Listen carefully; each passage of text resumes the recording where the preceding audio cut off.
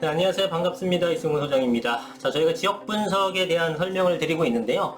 관악구와 동작구를 했었고, 오늘 마포구를 탐방해 볼 시간입니다. 근데 마포구가 설명드릴 게 워낙에 많습니다. 여러분들 잘 아시는 동네고 인지도가 있다 보니까 설명드려야 될 것도 되게 많은데, 제가 다른 구를 해보니까 한 번에 다 하게 되면 물론 좋은데, 워낙에 설명드릴 게 많다 보니까 말도 빨라지게 되고, 시간도 길어지는 것 같습니다. 제가 안 그래도 말도 빠른데 더 빠르게 할 수는 없는 거고 어쩔 수 없이 좀 쪼개서 설명을 드려야 될 것 같아요. 그래서 마포구 같은 경우는 3번에 나눠서 설명을 드릴게요. 자, 일단 마포구 총체적으로 먼저 설명을 드려보면 위치가 이쪽에 있습니다. 서울시가 이렇게 생겼다고 하게 되면 여기죠. 이렇게 생겼다고 하게 되면 서북권에 있다고 봐야겠죠. 근데 북쪽은 아니고 한강변에 붙어 있으니까. 그런데 이제 시 경계 쪽에 붙어 있기 때문에 여기에서 마포구를 넘어가게 되면 바로 경기도입니다. 왼편에 좀 붙어 있다 생각하시면 되고, 용산구가 여기 있는데 오른편에는 뭐가 있습니까? 성동구와 광진구가 있죠. 그래서 용산이 가운데라고 봤을 때 양 옆에 있는 것들이 이쪽에서는 2개 자치구 갖고 있지만 여기는 하나의 자치구 마포구만 있기 때문에 얼마나 길게 접해 있는지를 알 수가 있죠.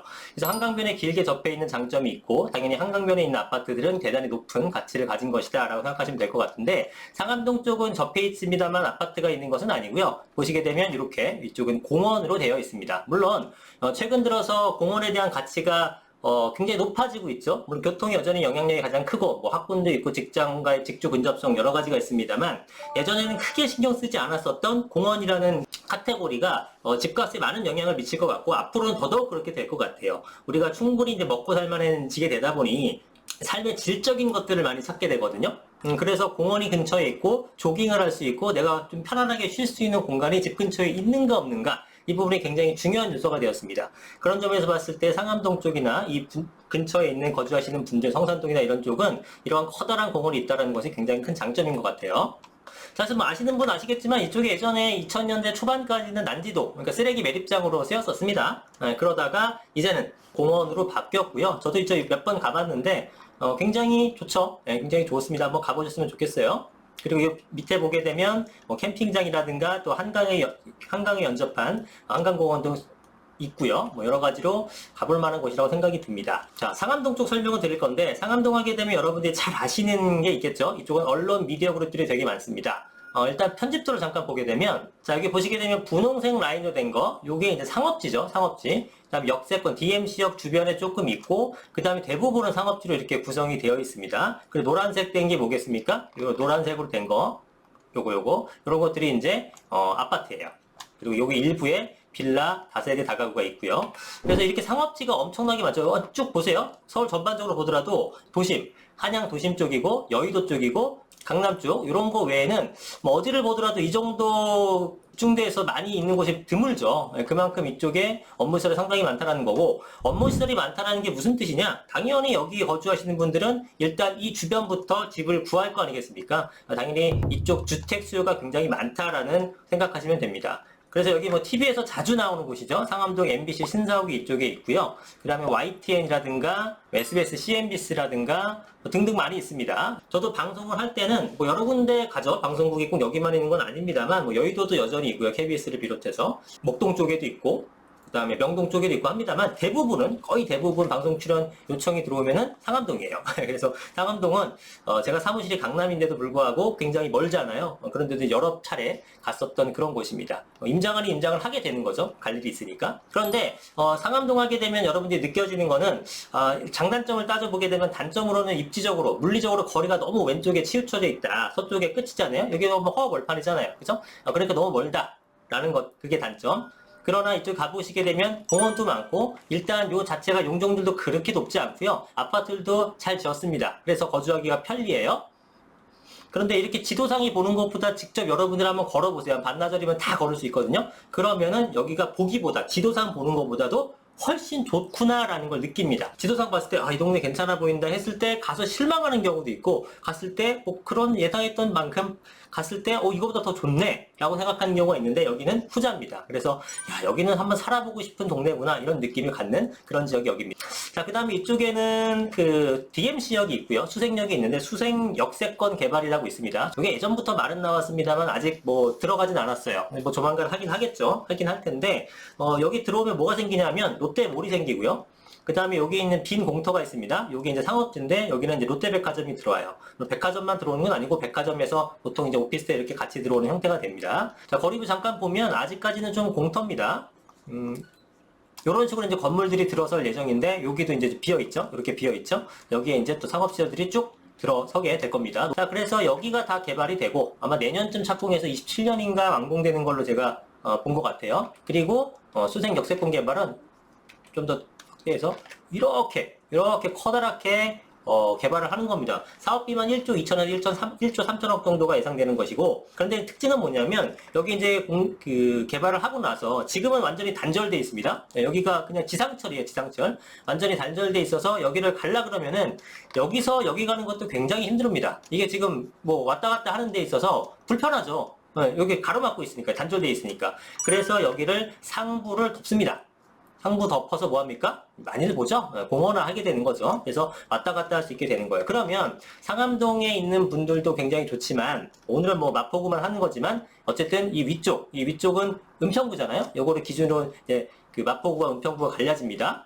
그리고 또 이쪽은 서대문구예요. 그러니까 요걸 기점으로 해갖고 자치구가 좀 나눠지는데, 여러분들 솔직히, 마포구와 은평구를 비교하게 되면 마포구가 사실은 뭐 한참 위죠. 예, 그래서 이게 새 아파트 여기가 수생 증산 뉴타운 아니겠습니까? 그래서 이쪽에 있는 아파트들이 새 아파트임에도 불구하고 초기에는 상암동의 아파트 가격을 잘 따라가지 못했습니다. 근데 이제 상암동에 있는 것들은 2003년서부터 2009년 뭐 요 정도니까 거의 연식이 평균적으로 한 20년 정도 거의 돼갑니다. 그리고 여기 있는 것들은 뭐 5년차 이내인 것들이 새 것들이 많다 보니까 그런 연차로 인한, 여러분 이제 새 것들 워낙 좋아하잖아요. 그래서 그런 어떤 지역적인 한계를 극복하고 지금은 가격이 거의 비슷해졌습니다. 가격 잠깐 볼까요? 자, 아파트 가격을 잠깐 보게 되면 상암동 쪽에서는 30평대를 기준으로 먼저 한번 보면, 자, 30평대가 3단지 같은 경우가 12억. 와, 여기 꽤 높네요. 그리고 여기도 12억, 11억 8천, 이건 좀 높은 평수, 11억 6천, 그러니까 한 11억에서 한 12억 정도 되는 형태. 그리고 이제 왼쪽으로 가게 되면은 9억에서 10억 되는 형태가 됩니다. 당연히 지하철역은 여기 있기 때문에 멀어질수록 가격은 조금 떨어질 수밖에 없죠. 상암동에선 중심이 이제 보통 이제 4단지 이렇게 보고 있는데, 여기 쭉 가게 되면 이쪽에 있는 단지들이 10단지, 11, 12, 9단지, 여기는 아무래도 거리가 있죠. 네, 물론 다 버스 타고 다니면 금방이긴 합니다만, 어쨌든 도보권에서는 조금 거리가 있다 보니까 가격이 약간 빠지는 그런 모습을 보였습니다. 여기는 8억 8천서부터 10억 5천, 여기는 11억 5천서부터 한 12억 정도까지 되는 모습을 보입니다. 자, 그런데 위쪽에 수색동도 보시면 금액대가 만만치 않죠. 예, 마찬가지입니다. 여기가 지하철역이니까 떨어질수록 가격이 조금은 떨어지는 모습, 가까이일수록 조금 더 높아지죠. 12억, 12억 5천, 그리고 요 아래쪽에 내려가게 되면 가격이 약간씩 더 높아지는 그런 경향들을 좀 보이는 모습을 보입니다. 그래서 지금은 서대문구 쪽에 있는 아파트나 상암동에 있는 아파트나 가격이 지금 비슷합니다. 아마도 당분간은 수색 등산이 조금 더 강세를 띌 수 있습니다. 그게 무슨 뜻이냐면 상암동 올라가는 폭보다 이 수색동 올라가는 폭이 조금 더 높을 수는 있어요. 왜냐면 요건 새 거기 때문에 실거주자가 좀 탄탄하게 모이는 반면에 여기 좀 약간 날겠다는 이미지가 이제 생겨날 수 있기 때문에, 이건 그냥 개인적인 의견인데, 그게 사실은 얼마 가지 않고 다시 이제 20년차 지났으니까 25년차, 30년차 이제 분위기가 달아오르게 되면 또 재건축에 대한 얘기가 나오겠죠. 그러면은 그때부터 다시 상암동이 쭉 더 올라가는 그런 형태의 그 매매 가격 사이클을 보이지 않을까라고 판단을 해봅니다. 자, 그래서 상암동 쪽은 가격대는 보통 10억대 내외에서 비싼 건 12억, 적은 건 9억 정도까지 하는 모습을 보이고 있고, 지하철역에서 조금 거리가 있을수록 가격이 좀 멀어지는 느낌. 그러나 이쪽에 상업지가 워낙에 많기 때문에 기본적인 실수요자들이 좀 탄탄한 모습이고, 그다음 요거는 아십니까? 요 부분이 지금 공터잖아요. 공터 요게. 예, 요게 이제 상암동 랜드마크 아파트라고 해가지고 한 115층인가 120층인가짜리를 지으려고 했었습니다. 근데 그게 계속 무산되면서 지금 아직도 이제 서울시 땅으로 남아 있는데, 요게 제가 얼마 전에 기사 봤던 것들은 계속 유찰이 되고 있습니다. 요즘 경기에서 이거 사겠습니까? 안 사죠? 못 사죠. 예, 그래서 지금은 거래가 되지 않고 있는데 언젠가는 팔리게 되겠죠. 그러면 여기 멋들어진 건물이 생겨나게 되면 당연히 이 주변 일대로 굉장히 또 호재라고 보시면 될 것 같습니다. 거리를 잠깐 보게 되면 자, 이런 건물들이 이제 들어서는데 여기는 텅 비어있죠. 여기도 이제 들어설 예정입니다. 자, 그리고 이제 이런 아파트들도 있는데, 이건 설명 안 해도 그만이긴 하지만, 이 상암 카이저 팰리스 클래식이라는 아파트가 있죠. 이건 이제 주상복합 형태가 됩니다. 이게, 이것도 한번 거리 위로 보게 되면 되게 뭐라 그럴까, 웅장하다고 해야 될까요? 예, 요거거든요. 요 두 동짜리인데 요 아파트는 사실 거래가 거의 없습니다. 그러니까 완전히 실거주자 위주로 움직이는 그런 대표적인 주택이라고 보시면 될 것 같은데요. 거래 사례를 보게 되면 13년도 위에서는 사실상 거래가 없습니다. 평수가 대부분 다 커요. 35평 조금 있고, 요거는 16년도 8억 1,500까지 거래된 게 마무리인데 지금은 금액이 얼마가 될지 가늠이 안 오죠. 이것만 봐서는. 그 다음에 93평, 98평형 이런 것까지 있습니다. 여기 다녀보게 되면 너무 좀 조용하고 와 진짜 여기는 거주지로서 너무 좋다라는 느낌이 드는 그런 동네라고 보시면 될 것 같아요. 자, 빌라 얘기 잠깐 해볼까요? 여기는 역세권이면서 빌라 동네잖아요. 근데 여기가 사실은 예전에 개발이 된다고 해서 한참 붐이 불었을 때가 있긴 했습니다. 근데 제가 볼 땐 개인적으로는, 개인적인 의견으로는 여기 개발되기 좀 힘들어 보여요, 이제는. 왜냐하면, 자, 노후도를 보시게 되면 이렇게 됩니다. 아시겠지만 파란색 된 것들이 이제 최근에 지어진 거고, 빨간 게 진할수록 좀 오래된 그런 주택인데, 평균적인 노후도를 봤을 때는 이게 중간에 곳곳에 워낙에 많아가지고, 노후도 채우기가 만만치 않을 걸로 보여집니다. 근데 이제 노후도보다 더 중요한 문제는 뭐냐면, 여기 이제 들어가 보게 되면은 지도상에도 나오는데 쭉 확대해 보게 되면은 뭐가 많죠? 이게 다 뭡니까? 예, 이게 손가락하고 포크 표식이 뭐예요? 다 식당입니다. 여기는 이제 뭐 우리 합정동이라든가 홍대 주변에 있는 상권처럼 예전엔 다 단독주택이었다가 지금은 싹 다 상권화 됐습니다. 그러니까 이거 지금 잘 하고 있는데 월세 잘 따박따박 잘 받고 있는데 굳이 아파트로 안 바꿔도 된다라고 생각하시는 분들이 되게 많을 것 같아요.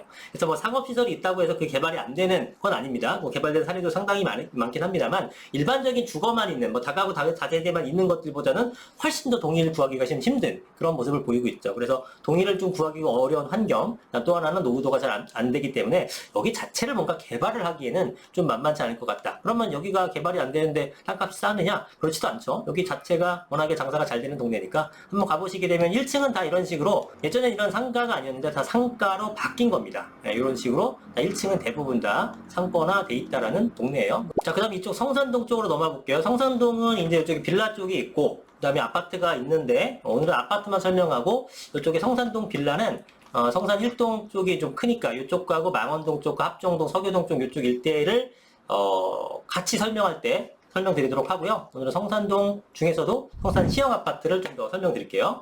자, 이 시형 아파트를 설명드려야 되는 이유는 굉장히 관심이 많고 강북권의 거의 뭐 최대 아니냐 뭐 이런 식의 얘기가 나오고 있는 곳이죠. 사실상 용산구를 제외하게 되면 강북 쪽에서는 대장 노릇을 하고 있는 것이 마포구고 그 중에서도 이렇게 엄청난 규모의 재건축은 사실상 성산시형이 유일하기 때문에 그런 관심을 받는 건 당연하겠죠. 자, 성산시형의 단지 정보를 보게 되면 3,710세대입니다. 자, 요게 이제 재건축이 되게 되면 4,800 거의 5,000세대 가깝게 나타날 걸로 예상이 돼요. 86년에 지어진 거고, 그러니까 거의 38년 차 된 거고요. 용적률이 굉장히 낮죠. 그러니까 그러면 3,700보다 훨씬 더 많이 나올 것 같은데요, 세대수가? 148%밖에 안 되기 때문에 라고 생각할지 모르겠지만 아쉬운 거는 여기가 이제 면적 자체가 작습니다. 20평, 21평, 뭐 23평 이런 식이기 때문에 여러분들이 뭐 제가 누차 말씀드립니다만 20평 아파트 갖고 있다고 나중에 새 아파트 된 것도 난 20평이었으니까 기존에 이번에도 20평을 주세요 라고 말하실 분들은 거의 없지 않을까. 뭐 아예 없는 건 아니지만 그러면 20평을 갖고 있던 뭐 15평을 갖고 있던 그분들이 최하 난 33평 가져갈래요? 내지는 더 큰 거 노리겠습니다. 38평, 40평 가져갈래요? 라고 하겠죠. 작은 평수만 모여있는 아파트 단지에서는 이분들이 조합원 자체가 뭐 15평이든 20평에서 33평으로 가게 되면 20평에서 33평 가게 되면 13평을 더 뺏어오는 거잖아요. 그만큼 용적률을 조합원이 확보를 해버리는 거죠. 그러니까 일반 분양화 할 수 있는 면적이 사실 보여지는 것보다 조금 적습니다.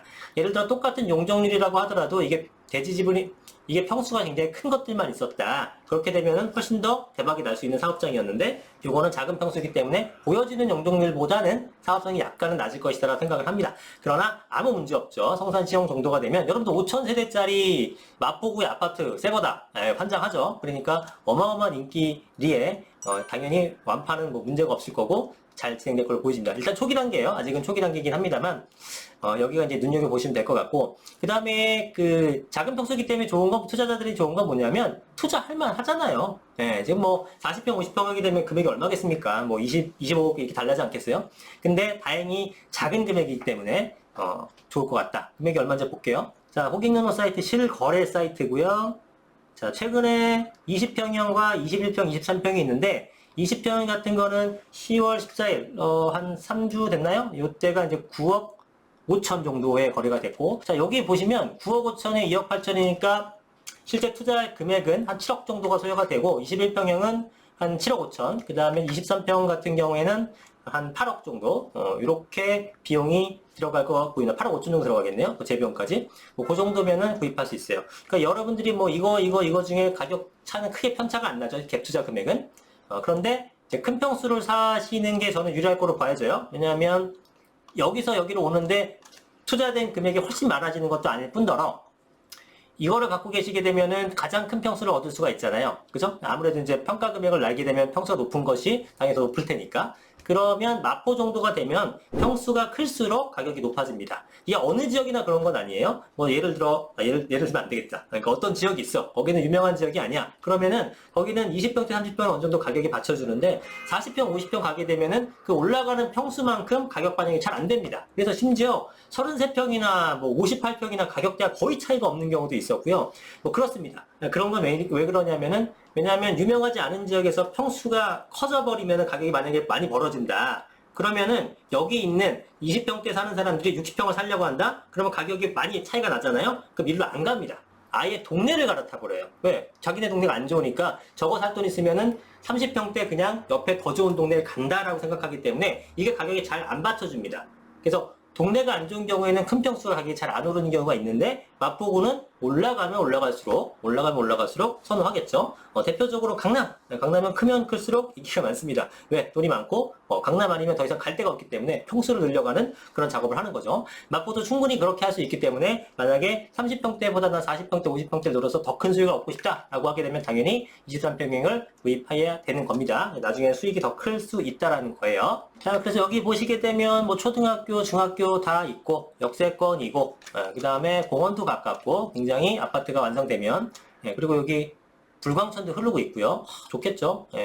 정말 대박이 날 수 있는 그런 아파트 단지라고 보시면 될 것 같습니다. 가격 움직임은 지금 최고점, 예를 들어 20평 같은 경우는 11억 2천까지 거래가 됐다가 좀 빠져서 8억 1,800까지 갔다가 최근 들어서 회복하는 모습. 이건 뭐 거의 사이클 비슷비슷하죠. 21평형도 마찬가지로 높았다가 떨어졌다가 회복하는 모습. 23평형도 마찬가지겠죠. 높았다가 떨어졌다가 슬슬 회복하는 모습. 그러나 고점 대비해서는 아직도 저렴하기 때문에 충분히 한번 노려볼 수 있지 않을까라고 생각이 듭니다. 자, 그 다음에 이쪽에 그 성산동 쪽에 개발지가 좀 있죠. 자, 이번엔 아실 사이트를 봐야 됩니다. 자, 사이트가 지금 제가 굉장히 여러 개를 열어놨잖아요. 이렇게 보시게 되면. 그러니까 이게 다 장단점들이 있어서 돼요. 실거래가 보려 그러면 우리 호갱노노 사이트를 보는 게 좋고, 전반적인 뭐 그 정보라든가 네이버 그 입지를 좀 보려면 네이버 지도가 좋고요. 그 다음에 그 지적 편집도를 보려면 카카오맵이 좋고, 그 다음에 이렇게 개발지가 어디 돼 있냐 지도에 표시된 거는 이제 아실이라는 사이트가 좋고, 그 다음에 아까 그 노후도 측정하는 것은 부동산 플랜이라는 사이트가 좋고, 각 그 플랫폼별로 장단점이 좀 특화되어 있어서 이거 조사 하나 하려 그러면 지도를 다 찾아봐야 됩니다. 좀 통합된 아주 종합적으로 하나만 나왔으면 좋겠는데 여하튼 그렇고, 이거 외에도 굉장히 여러 가지 사이트가 있는데 여러분들 이걸 좀 익숙하게 다룰 수 있으면 지역 분석하는데 손품을 먼저 팔고 나서 발품을 팔아야지 아무것도 모르고 그냥 돌아다니기만 하게 되면 별로 머릿속에 안 들어옵니다. 머릿속에 한번 입력하고 가게 되면은 더 그 입지 분석이 좀 쉬워집니다. 자, 여하튼 뭐 기본으로 알아두시고, 이제 아실 사이트를 보게 되게 되면 여기 방금 말씀드렸던 성산 시형 아파트, 자, 여기가 이렇게 돼 있고요. 그럼 옆에 건 뭐냐? 요거는 보이죠? 모아타운이 개발될 예정입니다. 제가 이쪽에서 오래됐습니다. 2015년도에 여기 이제 물건을 좀 여러 분들에게 사드린 경우가 있는데 벌써 되게 오래된 얘기네요. 그때는요, 금액이 매매가가 2억이 안 됐습니다. 매매가 2억이 안 됐었는데 지금 얼마 정도 할까? 굉장히 높아졌겠죠. 이게 언덕이고 해가지고 좀 그런 게 있었는데 하여튼 저렴하게 매입을 시켜줬던 경우가 있고요. 여기 보시게 되면 이 모아타운은 중간에 중학교, 그 다음에 초등학교 이렇게 있죠. 그러면 모양을 보건대 이렇게 생겼는데 이거는 제 추측인데 뭐 아직은 뭐 결정된 상황까지는 없는데 여기 부분을 아마도 기부 체납을 하게 되고 여기다가 이렇게 아파트를 짓지 않을까 싶어요. 왜냐면 이건 어차피 중간에 있는 건 단절이거든요. 뭐 중학교를 없애거나 이런 건 아닙니다. 이건 존치를 시켜놓고 나머지 부분에 대해서 하는데 아파트를 여기 짓고 하는 방법도 물론 있습니다. 이렇게 할 수도 있지만 아마 제 생각으로는 그렇게 안 하고 여기 용적률을 다 이쪽으로 몰빵시켜갖고 확 올리지 않을까. 여기를 없애고 여기를 할 수도 있지 않나요? 누가 그렇게 바보같이 하겠습니까? 그죠? 왜? 지하철역인데 그럴 리는 없겠죠. 그래서 여기를 기부 체납을 왕창 해주고 그 다음에 여기다 이렇게 높게 세우는 방식을 하지 않을까라는 생각을 해보게 되고요. 여기도 이제 역세권이고 5,000세대 아파트의 후광 효과를 입게 되면 좋아지겠죠. 여기도 그렇고 여기도 그렇고 그런 식으로 개발이 될 것이다 라고 봅니다. 자, 그래서 오늘 상암동과 성산동 말씀을 드렸는데 마포구에 있다라는 거, 한강변을 길게 접해 있다라는 거, 대규모 아파트 재건축 단지와 주변에 모아타운이 있어서 이쪽 인프라가 전부 다 개선된다는 거, 그리고 이제 20년 차를 맞이하게 되면서 이제 재건축에 대한 기대감이 좀 이르지만 슬슬 기대할 수 있을 것이고, 롯데 백화점과 롯데몰과 1조가 넘는 사업비를 투자해서 수생 역세권 사업이 개발되고 상부 덮개가 공원화가 된다 그러면 엄청난 상승도 기대해 볼 수 있지 않을까라는 생각이 드는 그런 곳입니다. 그래서 실제 거주하기도 너무 좋고 강남을 제외하고선 여의도든 마곡이든 도심이든 가기도 굉장히 편리할 뿐더러 상암동 자체 내에 회사를 굉장히 많이 보유하고 있기 때문에 직접 근접성으로서도 상당히 좋다라고 보여집니다. 더불어 말씀드렸다시피 이쪽 수세 등산 유타운도 같이 좋아질 걸로 보여지죠. 그래서 오늘은 맛보고 첫 번째 시간으로 상암동과 성산동 말씀드렸고요. 다음번 시간에는 그 홍대 주변에 있는 그런 동네들을 한번 살펴보도록 하겠습니다. 감사합니다. 이승훈 소장이었습니다. 구독과 좋아요 눌러주시고 더 좋은 영상으로 찾아뵙겠습니다. 고맙습니다.